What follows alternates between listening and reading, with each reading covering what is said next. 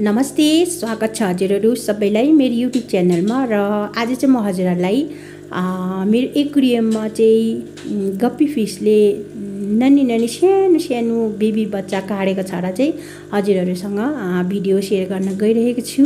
र हजुरहरू मेरो च्यानलमा नयाँ हुनुहुन्छ भने प्लिज सब्सक्राइब गरिदिनु होला। र आउनुहोस् आजको भिडियो सुरु गरौँ। र हजुरहरूले देख्नुहुँदैछ, हेर्नुहोस् देख्नु भएको छ कि छैन। यहाँ मसिनो बच्चा छ, यहाँ देख्नुहुँदैछ है, मसिनो बच्चा छ।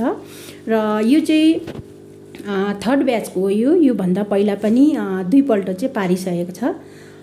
फर्स्ट ब्याचको एउटा मात्रै बाँच्यो, अनि सेकेन्ड ब्याचको पनि एउटा मात्रै बाँच्यो। किनभने बच्चा त यिनीहरूले काट्छ हो, तर बचाउनु चाहिँ एकदमै मुस्किल पर्छ।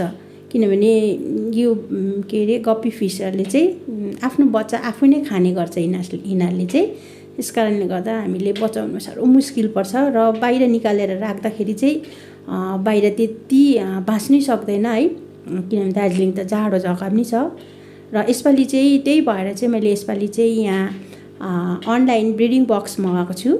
यहाँ हेर्नुहोस् है, यो ब्रिडिङ बक्स चाहिँ यसरी यहाँ एक्वेरियममै उनीहरूकोसँग नै यहाँ एक्वेरियममा सेट गरेको छ। र चाहिँ योपालि चाहिँ यस्तो प्रकारले चाहिँ मैले राखेको छु। र किनभने बाहिर राख्दाखेरि चाहिँ अब हामीले जहाँ पाए त्यहीँ हिटर हाल्नु सक्दैन है। एक्वेरियममा चाहिँ यहाँ हिटर छ अरे, चाहिँ हिटरले गर्दाखेरि पानीहरू पनि तातो हुन्छ।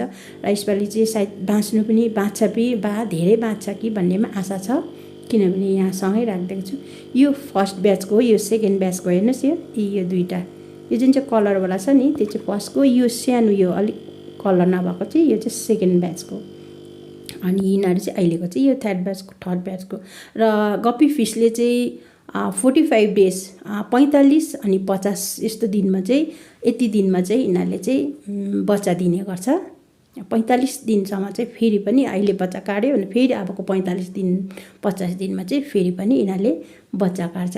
यस्तो गरेर चाहिँ हामीले थुप्रो यो गप्पी फिसहरू चाहिँ घरबाट नै हामीले धेरै मात्रामा बनाउन सक्छौँ है। तर बेबी बच्चालाई चाहिँ बचाउनु चाहिँ एकदमै अब जान्नु पर्यो र होसियारसँगले राख्नु पर्यो है। त्यो हामीले यो नजान्दाखेरिमा चाहिँ गप्पी फिस चाहिँ धेरै नै मारिसकेको छ, किनभने बचाउन सकेन हामीले। र यही फर्स्टको एउटा अनि सेकेन्डको एक ब्याच बाँचेको छ, त्यति हो। थर्ड ब्याचकोलाई चाहिँ बचाउने एकदमै कोसिस जारी छ, किनभने योपालि चाहिँ यो ब्रिडिङ बक्स पनि अनलाइन मगाएको। यसले गर्दाखेरि चाहिँ जस्तो अब यो जुन चाहिँ प्रेग्नेन्ट फिमेल थियो यसलाई चाहिँ हामीले यो भित्र नै हालेर नै चाहिँ यही भित्र नै बच्चा काटेको थियो, ब्रिडिङ बक्समा नै बच्चा काटेको। अनि बच्चा काटिसकेपछि चाहिँ हामीले एकदम याद गरिवरी फेरि यसलाई चाहिँ बच्चा काटिसकेपछि चाहिँ यसलाई हामीले फेरि निकालेर यो अरूसँग चाहिँ यो अरूको साथमा छोडिदियौँ, एक्वेरियममा छोडिदिएको ब्रिडिङ बक्समा। र चाहिँ यिनीहरू अहिले सुरक्षित छ।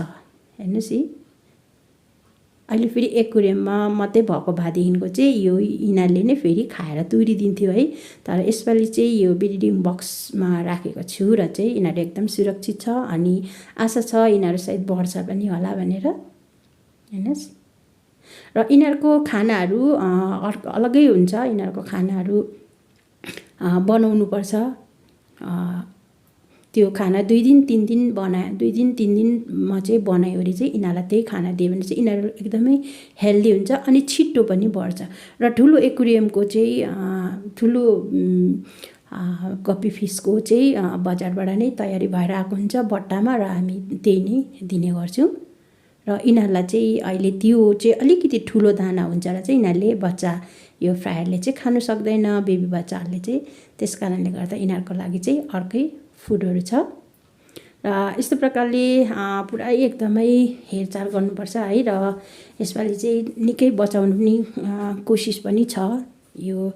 अनि यो फेरि 45 दिनसम्ममा यो बढ्यो भनेदेखिको यसलाई चाहिँ फेरि यो ठुलोहरूसँग सेट गरेर फेरि 45 दिनको बादमा फेरि न्यू बच्चा नयाँ बेबीलाई चाहिँ फेरि त्यो प्रेग्नेन्ट फिमेललाई चाहिँ फेरि यहाँ हालिदिनुपर्छ। यस्तो प्रकारले चाहिँ हाम्रो गप्पी फिसहरू धेरै मात्रामा हामीले बनाउन सक्छौँ। र हजुरहरूलाई यति नै थियो आजको मेरो एक्वेरियममा नयाँ मेहमान आएको भिडियो चाहिँ हजुरहरूसँग सेयर गर्न सकेँ।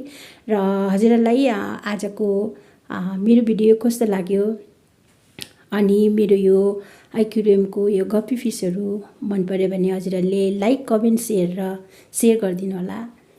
फेरि अर्को भिडियोमा हजुरहरूसँग भेट गर्ने नै छु। तबसम्मको लागि हेर्दै गर्नुहोस् मेरो युट्युब च्यानल। धन्यवाद।